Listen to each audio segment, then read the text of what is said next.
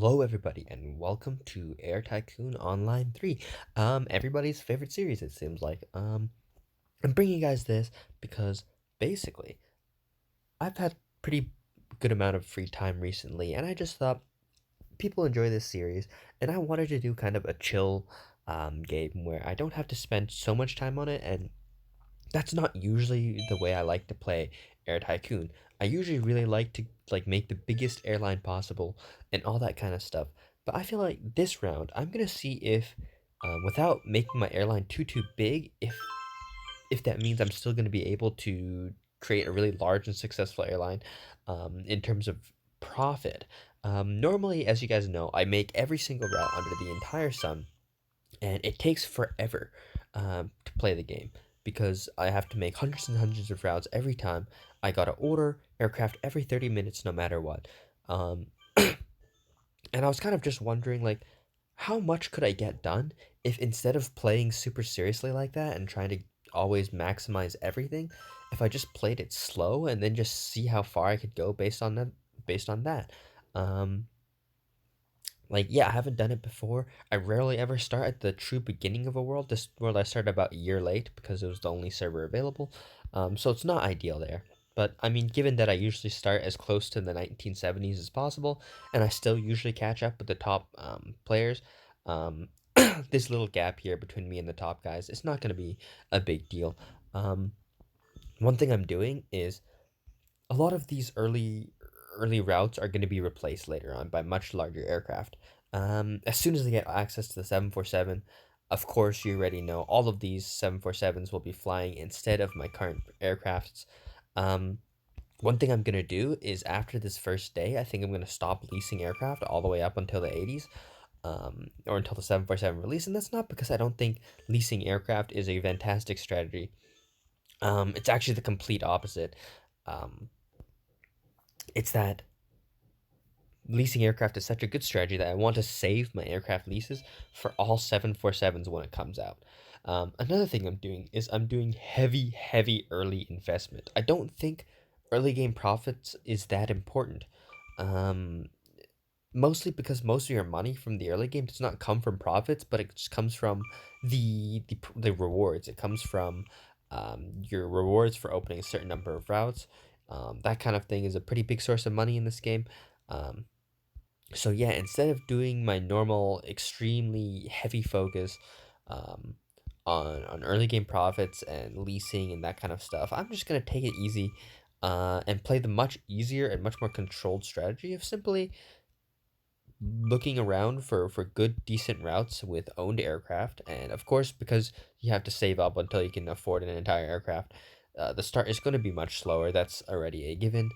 um, but we should be able to manage to at least maintain, much higher amount of owned aircraft, and therefore um, not requiring as many leased aircraft as we would normally do. Another thing is, I think I want to avoid the biggest routes, but I also want to avoid the smallest routes this world.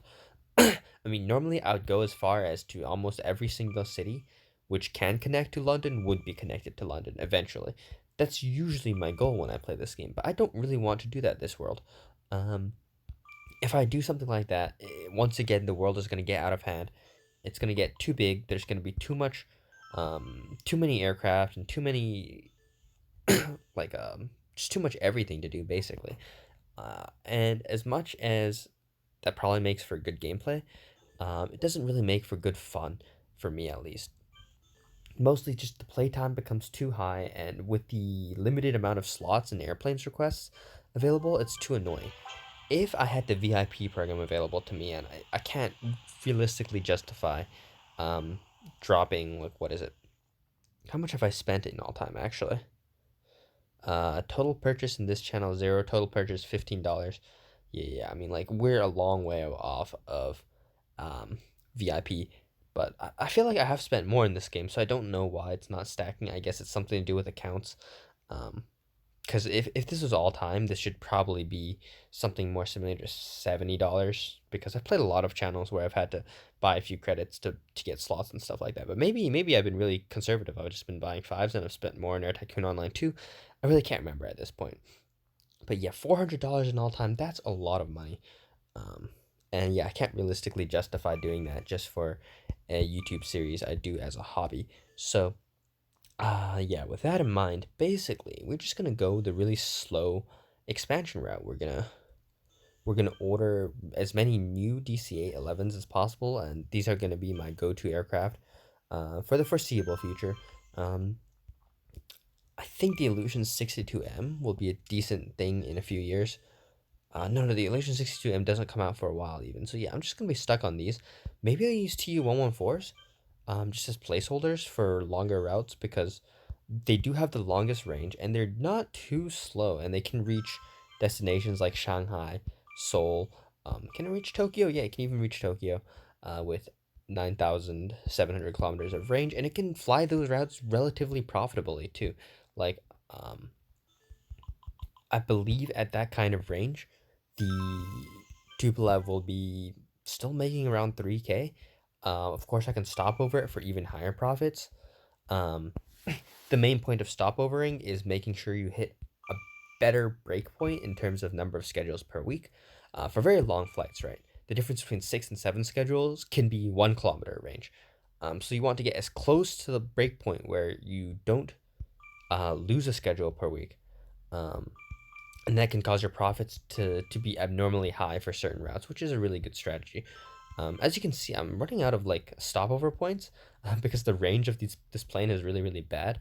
So while normally I'd like stopover points in Asia, um, most of those aren't available to me right now. So instead, you'll see me making these really short one-sided stops, and that's okay because the route to New Orleans is a lot bigger than the route to Kazan, and the route to Kazan is shorter, and shorter routes will generate higher demand for the same numbers in terms of amount of passengers per week. So that it kind of works out that even though the city is smaller, the shorter range makes it so that this route is a relatively good balanced stopover route. With that in mind, I think we should hit our 30 routes breakpoint. When do we hit? What other breakpoints do we hit? 100,000 passengers. It looks like a good breakpoint too. An amount of cargo 40,000 kilograms. So with these two breakpoints in mind, I think the first thing I want to do is I want to buy myself the cheapest available relatively large aircraft. So that's a Tu-104, but with only 58% satisfaction, I'm a little bit hesitant. What else do we have here? We have Sud Aviation Caravel with 80% satisfaction and only 10 less seats is probably a smarter option.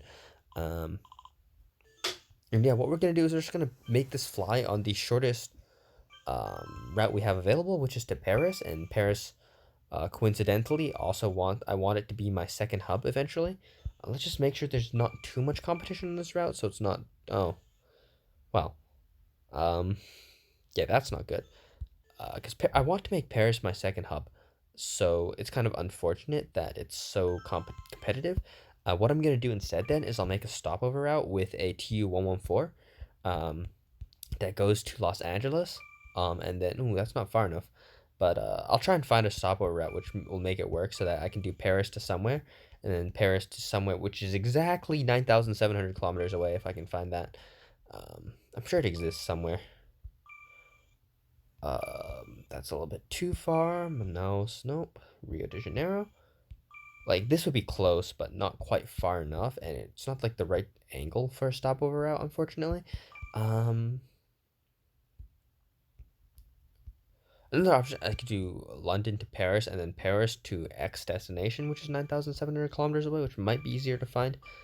But yeah, we'll work it out when it comes to. But I need to make a route to Paris eventually, so you know what? I might as well make it with my Caravel. Um, It's gonna be not a money making route, but just here to boost my passengers over the edge. Um, so yeah, I mean, luckily we're in the first little bit of this game here. So as you know, slot requests and stuff are really really fast. Once these are 15 minutes, the gameplay really slows down and gets a lot worse. If you ask me, I feel like it should cap out around 10 minutes and 20 minutes for airplane and slots respectively. That would make the game easier to play without long gaps in between. Um, so yeah, I mean that's like not a big deal though, because once you work with only long haul routes, you stop short haul whatsoever. it's honestly not too bad. We're gonna charge really, really cheap for this route because we're here just for the passengers. Um, let's do something like this actually. So yeah, we're here just for the passenger count, nothing else. I think I need to make a new like preset with a um, much cheaper settings. Basically, yeah, like 52%. That's good enough for such a short haul route. But yeah, that's basically what I want to do for now. I'll be back when the tick passes.